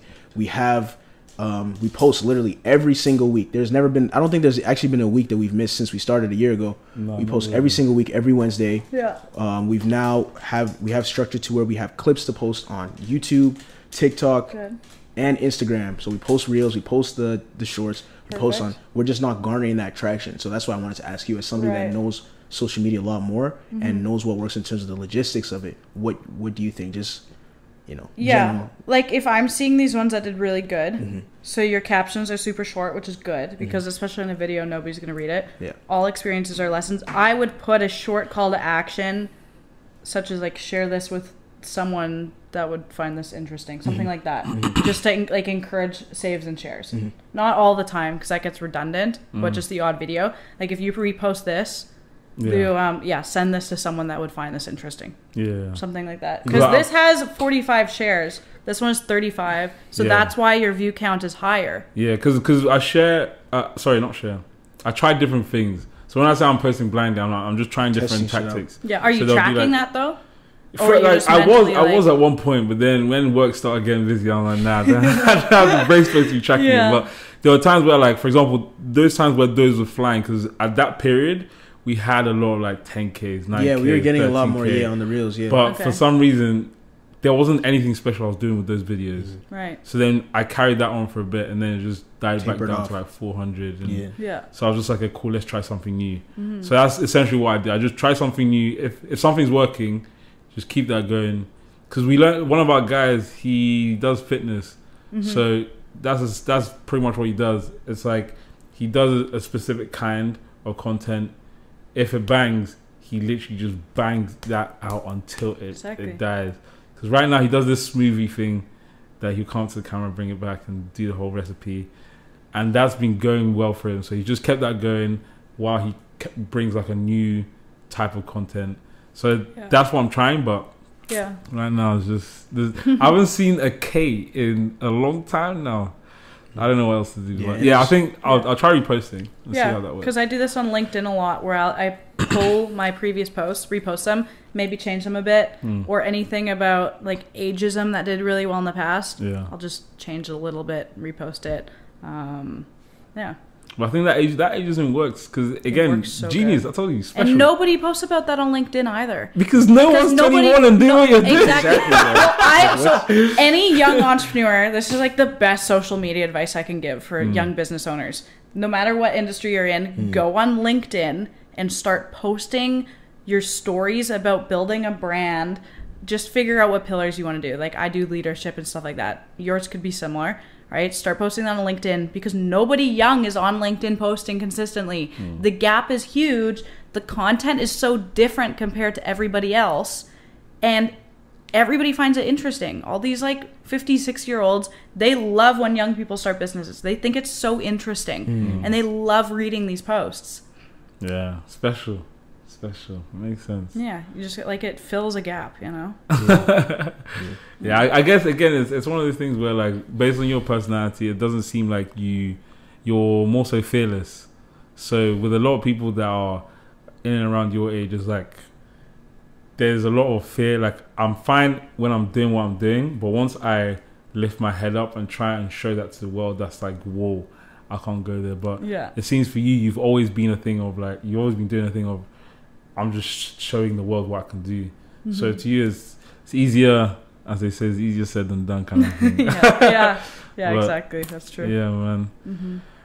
Is there anything you're doing right now you want to shout out to the people? Actually, do you want to do Shrey Asks?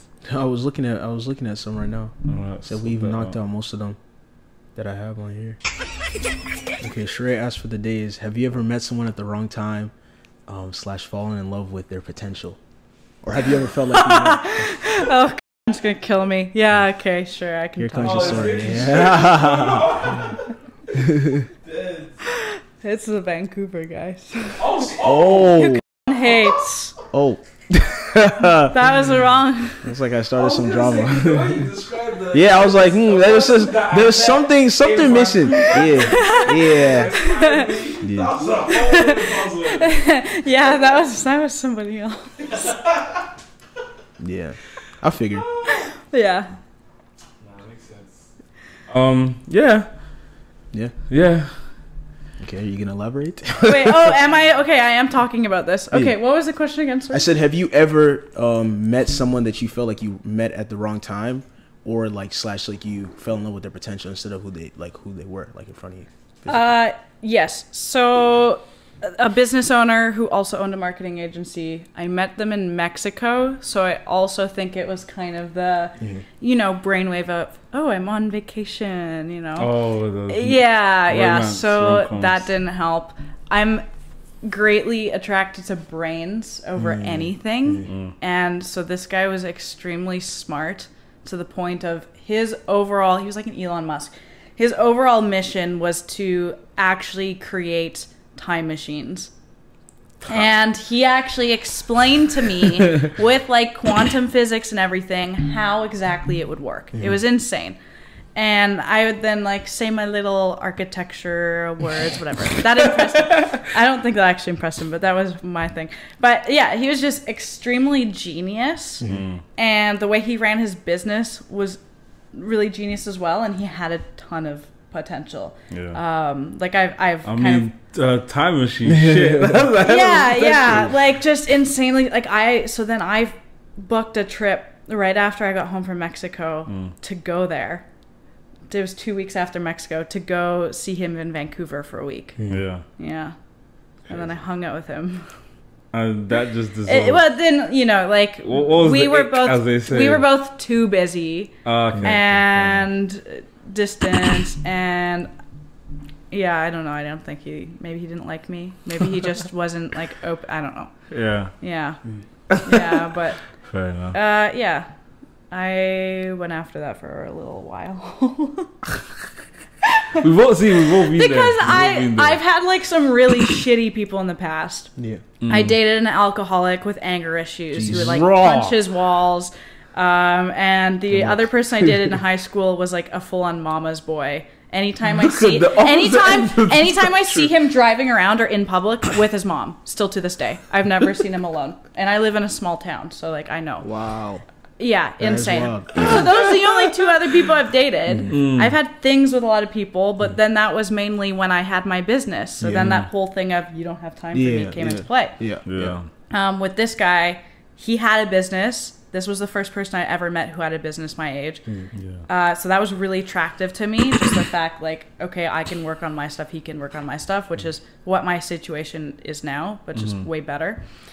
Amen. Shout out to yeah, shout out to him. No, dream guy. So, yeah, I'd say that. Okay. Yeah. No, I've had my fair share of like weird. I don't know what. Would you say, like, obviously, you know, we're like just hypothetically, if you were with a guy, and we stress hypothetically, yeah.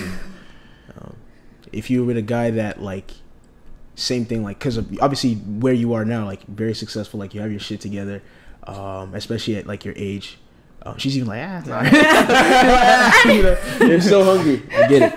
But you know, like a guy that like he's just starting up, like he has that drive, like, but he's just starting up. He hasn't really dipped his foot in the water in like terms of his businesses and stuff. Like, would you be open to being with a guy like that, or because of where you are in life, which it does 100%. Make sense, you would be with a guy that has to be either on your same playing field or like kind of like higher? No, 100%. As long as they have a goal and they want to go somewhere, that's fine. And as long as they don't care that I work a lot, I don't care. And as long as they treat me well, and you know, that's all that really matters. Yeah, you know, makes sense. Smart to some extent. So the brain has to have the brain. Well, just have to have good conversation. I don't want to talk about the weather every day. I don't want to talk about how shitty your friends are. No, for sure. I don't want to talk about drama. Yeah. Like, I want to talk about real life stuff. I want to talk about Elon Musk changing Twitter to X and like cool things. Yeah. I want to talk about, I don't know, there's new developments 1,000%. Happening in Winnipeg. Yeah.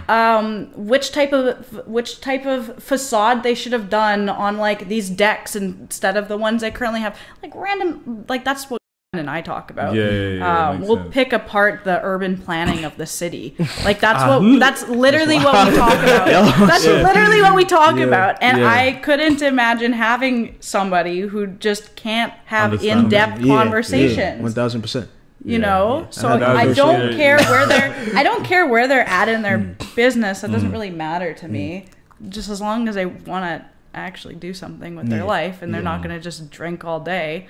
Like that sounds very personal. That sounds incredibly personal. I'm not going to lie to you. Funny thing is, that guy actually, it was like 3 months after I broke up with him, he got engaged to another girl. Wow. Are they married yet? No, they broke up 2 weeks ago. Peak. Chai. Wow. Such is life, man. Such is life. Yeah, that's such is life. Funny stuff. Yeah, for real. Yeah, me, yeah. But yeah. I think the two of us have had our fair share of women that aren't very mentally stimulating. So. Yeah. I think it's harder to find girls that I'm glad you kind of see. have. I'm glad you said it. She said it. If I said it, you're in trouble. Every time I say it, Oh no, never say that. You'll get shit on. I wouldn't care if you say it, but like most people would. Yeah, I always because it's just like yeah. you being here for me. I'm just like, you know what I'm saying. It's like you physically being here and knowing like you're at this level at your age. It's like it's nice to know. Realizes like it's like there are obviously other like girls that are like that. Oh yeah. And, like, we literally talked about in the last episode. We were talking about what kind of woman you want to be with or what kind of woman you want to be around. And you obviously emulate a lot of those like traits. And just off of me like meeting you today, like there's a lot of things about you that are very attractive and that I would want in a woman too. You get what I'm saying? Just in terms of like your mentality, your mindset, where you are in life, how you see things. It's from my perspective. I've talked to a lot of women. There's not many that I've met that are like you. I'm just saying. You need to sometimes you need to and like they jump are out there. Yeah, for sure. Like, I know they aren't. Yeah, but like even I get along with guys way better than I do with girls. I just do. Yeah, low key. The conversation and just hanging out. Do you think that's because guys are interested?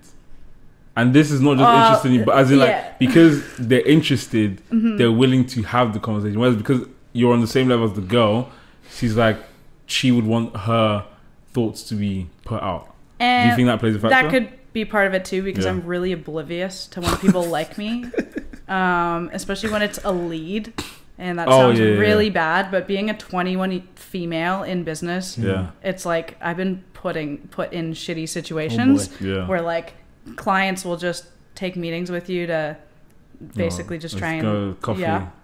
Just like, you know, because they like you, whatever. Like I was taken out on a date one time, which I thought was a meeting. Try.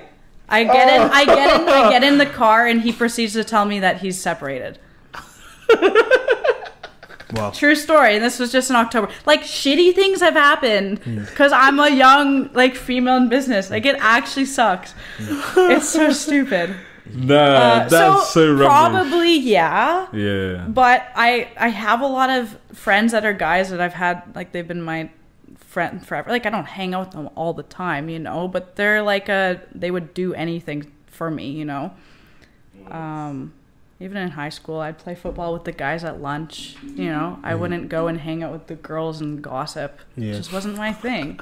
It wasn't my thing. Yeah, I feel you. I do have some really close friends though that are females that do speak very well, have businesses, are super motivated. So I'm blessed in that sense. Did you grow up with them, or did you find them along the way? Found them in university. Okay. Yeah. Yeah. So that one's like your choice, isn't it? Like as you're finding your way through life, you're kind of choosing who you want around you. Yeah, and that's important. Smart. You're the equivalent of the 5 people they say that you hang out with. Yeah. So someone's probably said that on your podcast. Oh, 1,000. We talk about it all the time. Association is literally so important. Yeah. So mine. Yeah. Okay, to explain it, I don't know. What do you want to explain how we met? I mean, well, hey, it's up to you. Whatever you want to share. Whatever you want to share. No, I've talked about it so many times, but I'll get it for you. Okay, so. The reason why she's not someone that... What was the question again? Meeting wrong time, innit? Yeah. Yeah, the reason why is just because everything works out. Is just there are certain things to do with our past, present that are not lining up. So I'm just like, could be the wrong time, essentially. Never know. Yeah. But yeah, I think that everything happens for a reason, though. Yeah, it does. Also, because I would not have dropped out of school if it wasn't for that trip. Like Mexico, Mr. Mexico. Maybe I would have, but I think that played a big factor into it. Regardless if we dated or not or whatever, I think that played a big factor in my life. I mean, look at where you are now. Business, right? Yeah. And every little thing that happens, even, you know, when it comes to relationships specifically, I do think you meet people for a reason, even if they're not the one. Yeah. You know, because you learn lessons. 1,000%. Absolutely. That's it. See, like everyone that comes in your life, whether or not it works out, is lessons that you learn. You know, that's what builds you. Because even like, for example, with that girl, I've learned so much about this whole energies, feminine, masculine energy that I knew nothing about, I cared nothing about before. But then now it makes me so much more conscious in my normal day-to-day life as well as my dating life. Yeah. You know, but Yeah, man. That was that clip actually, the one that she was looking at that said, "Oh, with Shader." That went viral. Was I was saying all experiences are a lesson. Oh yeah, oh, really? Yeah, That's cool. Professor. But I think my last serious situation was, for the most part, I would say was that, like, and it's I would say it's unfortunate just because, like, it was my first, like, actual serious situation. So it's like I didn't really know what I was doing, and I felt like she was a lot more put together than I was. So it's just unfortunate because it took it ending for me to now realize and learn from it, and now I'm a completely different person. Like, sounds like an R&B video. But it's like, obviously it's like you can look at it from the perspective that it's unfortunate, but I've grown so much since that situation. Yeah. You know what I'm saying? And then now, for example, I'll meet a girl where it's like, I'm here, like, mentally, physically, and emotionally, but she's not there yet because of what she's been through in her past. So it's kind of like it could have worked out, but we're not on the same frequency almost. So I would say, it's happened to me too. It is what it is. But like I said, I learned from it. Like, not like he said, like before her, I didn't know about love languages. I didn't know about masculine and feminine energies. All the stuff you were saying, I didn't even know about it. I don't know. I'm just like, You know, but like it's kind of like what he said. It's kind of like what he said. For me, like, it's like now, like when I am encountering women, or I am, like, dealing with them, I'm a lot more conscious, and I pay a lot more attention to our dynamic and, like, what she's like, what she does like, what she doesn't like. I think that's very important, especially if you were to now be in a relationship with someone and actually commit to them. Those things matter. You know what I'm saying? Before, I wasn't really aware of those things. You know, I was just kind of just like, oh, we're dating, like, it's cool. Yeah. So that's kind of I'm learning. That's kind of that's kind of how my mindset is. Yeah. In a way. Just go with the flow. Yeah, like with who I'm with right now, like, I see it long term. But I'm just not good at it. You know, I'm not very. Yeah, but in what sense? Because if you're saying you're not good at it based on what you've seen in relationships, that's not a great answer, because you might be good for your situation. Yeah. It's probably because of I'm so involved in my work also that I feel like I'm not giving enough attention. Also, but you know, I know it doesn't really matter to him. It works right out. now, at least. Yeah. I see what you mean. Yeah, I don't know. It's just finding balance. My situation's kind of weird. But do you want to? Because even, like, I don't want to delve into the masculine. Like, I want to learn that type of stuff. I mean, I watched some of your videos about that, so now I know, like, a little bit. I guess I know a little bit. But I do want to learn that kind of stuff so I can be better. Like, obviously, I want to improve for the other person. You know, I don't want to just stay with myself. I'm a very independent person. I don't even like when people open doors for me. And I know that sounds so stupid, but he will not let me open my own door. Champion. And it pisses me. It like pisses me off, but at the same time I know he's just doing it to be sweet. And then in the back of your mind somewhere, do you feel at least a little bit safe with him? I feel safe, like, walking around downtown and stuff. Yeah, the door thing doesn't change anything. He lives downtown, so.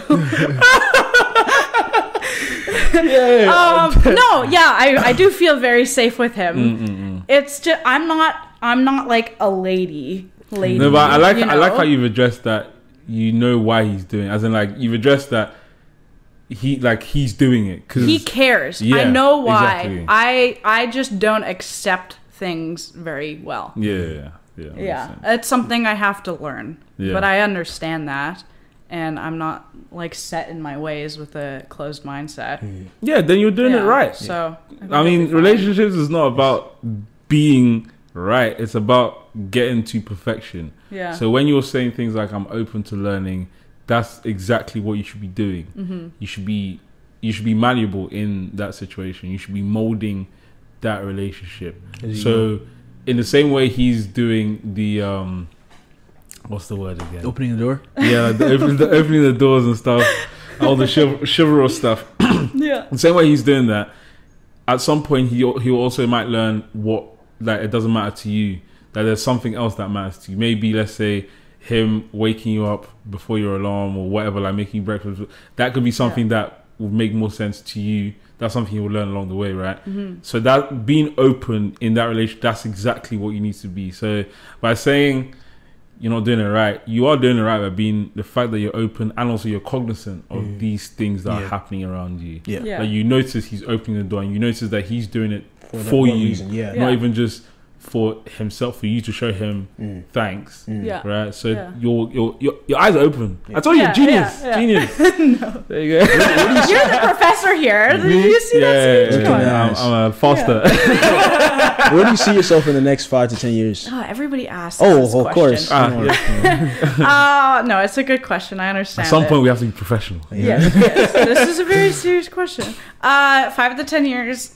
You know, I wish I could say an answer, but like I have no idea, and I don't want to know because then what's the fun of having an exact structure? I have goals, but I don't have it where I want this in 2 years. I would like a Porsche in 5 to 10 years. But where do I see myself? Owning multiple businesses, owning more real estate, doing more on that front. I'd like at least, I want to aim for a rental a year. I think that's reasonable. Having, you know, some type of software that I could hopefully try and sell. Like I think that 5 to 10 years I want to focus on real estate, focus on building my agency, possibly selling it, but I think that's like further than 10 years. And that's then like your baby. Yeah, it's my baby, so I don't think I could anytime soon. But selling like apps and software for sure in 5 to 10 years. So what's it like running your business, as in like being the like CEO of it, and like having to like put your hands on like everything, and like, you know, delegate tasks? Like, what's it like for you doing that? What's it like? It's like, really fun and really. How much does your phone go off? Oh, a lot. Oh my gosh, it dings so much. It's insane. I have it where it automatically turns on personal mode at a certain time, and it automatically turns on work mode and stuff, so then I don't get certain notifications throughout the day. I would say the hardest part about being like the notification part is that I work with my boyfriend. So, you know, if we're FaceTiming about a project, we're staying on FaceTime talking about it. You know, that's what kind of gets like distracting. I would say that's hard. I have, you know, some clients are really needy. You know, some clients don't shut the fuck up. And it's like, oh, this person wants something else now. And it's just annoying. Delegating tasks is so fun. That's one of my favorite things. You like it now? I do. No, I like delegating tasks. I don't like the dings. Delegating tasks are really fun. The reoccurring social media stuff is really hard to keep up with. So now I have a operations coordinator who she does customer service, and she delegates any last minute tasks from clients, that sort of thing. And she also organizes the project management. What I delegate now is when we get a new client, I like assign a social media manager to it based on who I think can do it the best and if they want to do it, because I'm not going to force someone to do something they don't want. So your business, does it work like you get the leads, you choose which lead you want, and then you give out the leads to the other social media managers that you have? Or is it a thing that the leads come through a funnel before they get to you? Leads come through my funnel. I do sales, and somebody else on my team does sales. Okay. They do sales on like a higher level, so like Calm Air, our new client, that was them. I do sales more based on my personal brand. And they also do one-on-one coaching, so it goes through that. I usually hop in a call. Then when it closes, they do the onboarding kind of information thing. So there's an agreement, type form. It's all automated. Like completely automated. And so they do all that. They get all these automatic emails. If they sign the type form, they'll get an automatic email with a pre-set up Google Drive with their name, a pre-set up social media planner template with their name, everything. Like, I don't touch it. And they'll get that in an email. Then that onboarding form I mentioned is sent to our Slack channel with all the team members, and that's where I assign someone to it. So my only job, I shouldn't say only job, it's hard work. If I say only, that'll make it sound easy. My job is the sales aspect, the funnel, replying to DMs, that sort of thing. And then negotiating kind of the package, figuring out what exactly they need. the onboarding's kind of automated, assigning the right social media manager. At what point? And then keeping them happy. Yeah. At what point did you realize, okay, cool, I can't deal with, like, I need to hire? That's what I was about to ask her. For the operations coordinator, or for just in general? Anything. Like, it got too heavy for you to do. Yeah, you started on your own, innit? So when, like, can you remember the day where you're like, I need someone? Yeah. Yes, so this happened 2 times. 2021, February, I had a viral post. Yeah. Like 3 million impressions on Instagram. Static photo post. Crazy. That never happens. Yeah. Oh, just yeah, static. Just photo a picture. Just a picture. Yeah, Crazy. it was a graphic about the Instagram algorithm. I got 5 clients that week. This is when I was a freelancer. I had 2 jobs: dollar store, Splatters Paintball, and I was in school.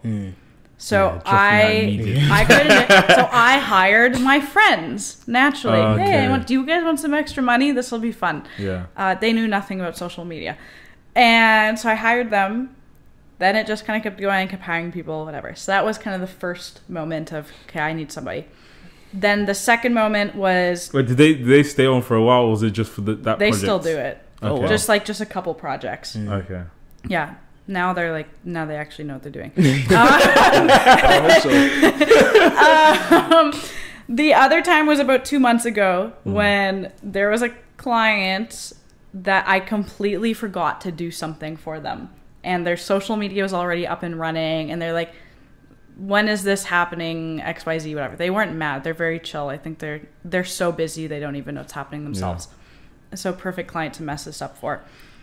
And it was just a moment of, okay, this is embarrassing because it's to the point where I can't even remember what's happening anymore. Yeah. Like, I have no clue what's happening with some clients. It's ridiculous because I have about 60, 70 clients, monthly reoccurring. So that's a lot. One from Ukraine. No, monthly reoccurring. Oh, sorry. No, yeah, monthly reoccurring. No, not Ukraine.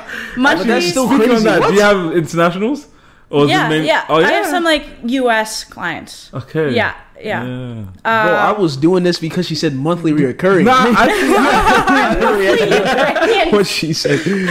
Sorry. Nah, that's wild, bro. 60, 70 a month? Yeah. And so Insane. then I noticed, okay, everything is great. The services are great. The social media managers are perfect. What was lacking was now customer service and response time on last minute things.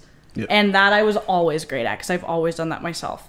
So that was really hard for me to kind of delegate because I feel like I'm it's my baby. I'm the best one to do that. I know everything, to like reply to clients when they're mad and to create posts to fill in when there's a different campaign that they want to work into their plan, something like that.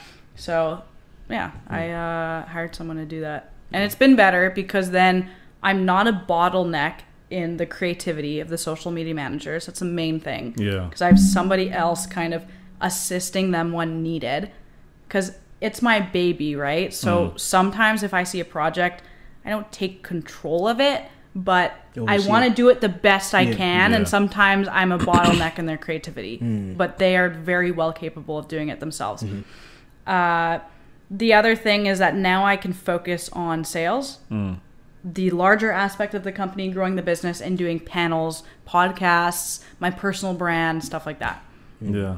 Sick. Yeah. 21 on the CEO. Yeah. Bro, so it's just, you got to figure out, crazy, bro. You got to figure out not only how to buy time, right? You want to buy time, but what are you doing with that time? And like, what's the meaning behind it? That was my big thing. I didn't know why I should buy time. Yeah. So now it's like you're actually being the face of the brand. Yeah. Yeah. To an extent. Like, I'll have to separate myself from it a bit at some point, just in case I do want to sell. I always recommend that to businesses. Build it based on your personal brand. It's great.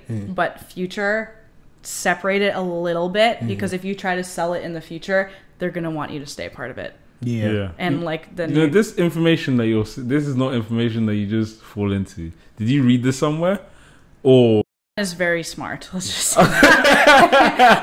I learned a lot. He's had a lot of corporate jobs at like Hippo and like high level jobs. Wow. So marriage. He's older than me, so he's 27. Okay.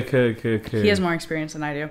So I learned. It's literally like yin and yang. Yeah. Literally. Yeah. He's giving you what you don't have. You're giving what you. Yeah. Pretty much. Yeah. So I learned a lot from him. Like that specific piece of information I learned from him. Okay, and then you start to implement it in business. Yeah. But I see a lot online. I learn from So, reading and stuff. My final question to you is, as a aspiring entrepreneur myself. Did you say expiring? No, expiring. Is your hearing okay? Yo, honestly, this is like the second time in the Brother Boy's been too heavy in the car, huh? It's been a little too loud in the car, bro. I'm dead. Aspiring. I wanted to ask you, like, so for me, I feel like where I struggle is on the logistics side of things, right? And I actually have a silent partner that I work with. And I feel like he compliments me in that way, where it's like he manages everything that you do is what he manages. I feel like I'm more of like the creative, I'm more of the creative side. I know in terms of, I have a clothing brand, right? I know like what's trending. I know about, what kind of designs. I'm also the CEO of it was my brand. Like, I came with the idea. Part of the reason why I want to grow my personal social media is to become, we sat down and had the conversation. We were like, it would make a lot of sense to obviously grow our brand on its own, but also have a face, right? Especially if we're starting off locally, with having a podcast, having these things. There's a lot of times where I'll go outside and people are like, yo, like, you're the guy with the podcast, you're the guy with the fashion page. Like, I'm already kind of known for that kind of stuff. So it does help even locally to get like sales and have that like local reach. But I don't know if you're like good with numbers and like the logistics side of things, but I feel like even in terms of my business, where we would have a little bit of those struggles is on the marketing side and like actually trying to grow our Instagram, grow our TikTok. So I just wanted to ask you how are you able to deal with like the logistics side of your business, where it comes to like, now you're talking about, you're even talking about things I've never heard of, right? So you're talking about like the numbers, like the taxes, even like the amount of money you make a month, having to like pay the people that work under you, like how are you able to like deal with that, and how did you learn how to like manage that, essentially, is what I'm asking. Because I feel like that's where I struggle when it comes to my business, is the logistics side, learning how to run like Facebook ads, learning how to grow my brand, like promote it, like all that kind of stuff. I feel like that's research and just trying. Facebook ads are so easy. First of all, a hamster can learn Facebook ads. The other thing I was going to say, it sounds like you're more of a creative director / founder, and he should be the CEO / CEO. CEO is like just oversees everything. A founder's completely different. I would say you're a founder and creative director. I would say the title's completely wrong. He's like a COO. The other guy's a CEO. You're a creative director. He runs the numbers, man. That's for sure. So that's what okay. That's your thing though. What was the other part? Just logistics? How do I learn it? Just research and like doing it and having people by your side to help you too. Finding mentors, huge. So I have 2 mentors, Joelle Foster from North Forge, and then Chris Turcotte. He is president of a mortgage, like a big mortgage corporation. He's out in Vancouver. They help me a lot. Anything I don't know how to do, I ask them. Because they've run businesses, they know what they're doing. I can ask my mom and dad stuff, but they're not going to know any of this, right? I have an accountant, so I ask my accountant any questions. I have a lawyer. I get my lawyer to run up the contracts for the clients. Like, they just kind of give me a template and then I fill it in. For contract workers, that sort of stuff. So having people by your side and research, but like find a mentor. And you can... they just came to me, right? They just want to help me because they want to help me. I don't pay for it. You can find a mentor anywhere. Yeah. I would say that's probably what you need. Gotcha. Yeah. Because the thing is, like, for me, I'm very, like, what's the word? I'm very observant. So it's like, for me also, it's like, I know I'm capable of doing this from the skills I do have, but also because I see a lot of, I've seen a lot of guys my age that have literally grown their brands within a year or two. They're making so much money. It's crazy. And they most of them, they don't really have anyone else they're doing it with even. They're just doing it on their own. And I feel like because I think so much, I kind of overcomplicate things instead of just trying and doing things. But you see a lot of there's a lot of young guys that do have big clothing brands. Their Instagrams are at like 15 to 20K. Their their TikToks are popping off there, and their personal pages too, where they're posting like their fits and all this kind of stuff, also have about from 10 to 20K. So it's all of that in combination, and obviously they're making a lot of money from their brands as well. Yeah. Focus on your personal brand, but get a mentor. Yeah, because then you can ask them anything. Like I was having a lot of HR problems recently, and yeah, I got someone to kind of walk me through it. Give me advice, give me tips. Yeah. As long as you know that you don't know everything, which it already seems like that, then all you need to do is find someone that can help you. Being honest with yourself is so important, man. For sure. It's honestly so important. For sure. I've got a riddle. So there are 30 cows. 30 cows? Yeah, it's a riddle. So you have to solve the riddle. So there are 30 cows. Okay. 30 cows and 28 chickens. How many cows did not eat? Wait, sorry, say it again. There are 30 cows and 28. 30 cows and there are 28 chickens. Okay. So 30 cows and 28 chickens. Okay. How many cows did not eat? I mean, I highly doubt that each cow individually took one chicken. That 2 cows didn't eat. Like, if it's simple math, 2 cows wouldn't eat, but I don't think... That's it. No, cows don't eat chickens! That's what I'm saying. So cows don't eat chickens. Yeah, but in this case, they're eating chicken. Is that the premise? Is that the premise of the riddle? There are 30 cows. No, that's I think this has to be a trick question. Yeah, this is. I don't think cows... I'm a country girl. I don't think cows eat chickens. I'll say in this case, they're eating Is that the premise of the riddle? This is the premise of the riddle. Okay. No, so you don't know the answer to this either? No idea. There are 30 cows. Okay. And 28 chickens. Okay. How many cows did not eat? Did not eat what, though? Did not eat chickens? How many cows did not eat the chickens? None. How many cows did not eat? I don't know. The chickens. How many cows did not eat chickens?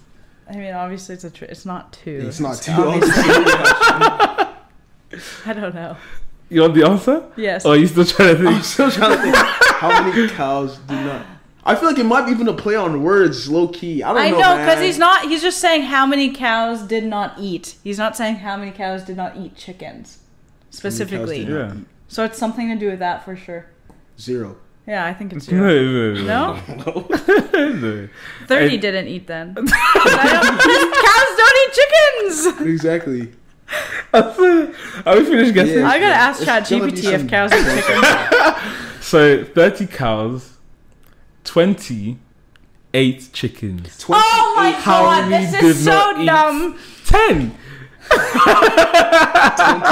chickens. That's so stupid. I literally knew it was a play on words. I'm never coming back on this podcast again. I literally knew it was a play on words, but I still didn't catch it. Oh, damn. I saw this. I think I saw it was one of these dating shows. The guy asked the girl asked me a question. That's what they asked. Oh my goodness. Yeah, you didn't get a second date. Yeah. Not surprised. I didn't think so. No, but Sweetest Berry. So Sweetest Berry is essentially anything you want to suggest to anyone. So it could be like a book, a post you saw that was really nice, someone's Instagram page, literally anything. It's music you heard that you thought you want to share with people. But yeah, that's Sweetest Berry. That's the segment now. A recommendation. So do you have a Sweetest Berry of your week? Of my week. Of your week. Oh my gosh, you should have asked me this beforehand because I'm so bad at these type of questions. Sure, do you have any? There is a good book I have at home, but I don't remember what it's called. It has like an egg on the front of the book. It's a black book, and then it says something with the F word. It's like do what you love or something. It's something like that. No, the book I'm thinking of is an orange book. It's not even black. How to Stop Giving a Fuck or something. Yeah, it's like that. Yeah, it's one of those. It's it's a part of that. Okay. Yeah, so that's a really good book. Yeah, that one, yeah. Just to learn, or not even to learn, just to understand that it's okay to drop everything and go after something that actually makes you happy. Yeah. Not to just be within societal norms. Because it was really interesting. It was about the book writer, and it was about how he dropped everything. and just went and lived his life. Yeah. And tried new things. Looking after yourself is so important, interesting. man. It's so important, but a lot of people miss out. I know it's boring to recommend a book, but I don't know what else I would. Nah, it's not. Oh, I think this is if the you're in platform for it. Winnipeg, check out Darling Bar. They have really good cocktails. Okay. That's what I recommend. Okay, I like that. See, I'm taking that recommendation. You like that one? I'm shouting out Prince. Also became a realtor as well. Yeah. Well done. I have 3 sweetest berries now. Oh yeah? Yeah. Crazy. So my first one is Brent Fires because that's my hero. This guy, wasn't that your sweetest berry last week? No, sweetest berry last week. How much is he paying you to be shouting him out? He's not paying me anything. I literally love his music. Like I'm literally, I feel I'm him. You know what I'm saying? I feel like I'm Brent Fires. Word. So him. Word. I'm gonna shout you out for being a realtor. Starting that up. You and Prince. Thanks. And then I'm gonna shout you out too, man. I feel like I learned a lot from you. I'm gonna shout you out, and like your business, everything you're doing is very, very inspirational. Mad Social Agency. Yeah. It's actually a sick play in words as well. Yeah. Thanks. Yeah, very, very smart. Yeah. My dad thought of that. Oh yeah. The one thing that you've given up. I know. Yeah, he thought of that. I had to change my business name from Spark Media. So it is Spark Media. It used to be Spark Media, and then somebody tried to come after me. So now it's Mad Social Agency. Right. Yeah. No. Anyways, thanks for coming. Yeah, legalize your business name. go to a lawyer and get it professionally done. Thanks for coming. Anything else you want to shout out that you're doing right now? No. You guys. Subscribe. Yeah, subscribe. Guys. Like, share, comment. Subscribe. We'll see you next week. Thank you. Peace. BlackerTheBerry. Sweeter the juice. Safe.